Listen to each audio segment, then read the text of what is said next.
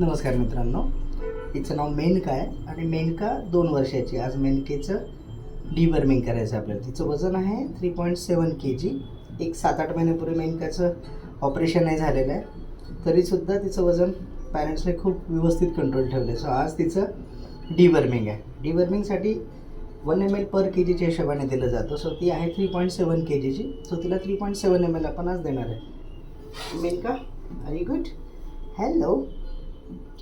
हे बघ, छान आहे, काही घाण नाही. It's very nice. ह्या छान छान आहे Menka. Good girl, who's a good girl. शाबाश. मिटके मारत ते अगदी. डन. सो एवढं सोपं असतं डिवर्मिंग करणं. तुम्ही घरीसुद्धा हे करू शकता. फक्त डिवर्म केल्यानंतर त्यांच्या तोंडाला अशी लाळ येते. So don't get panic.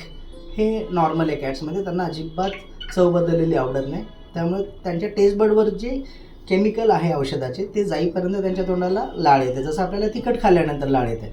तर हे अगदी नॉर्मल आहे. याच्याविषयी खूप घाबरून जायचं नाही. हे लाळ येणं अगदी नॉर्मल असतं. धन्यवाद.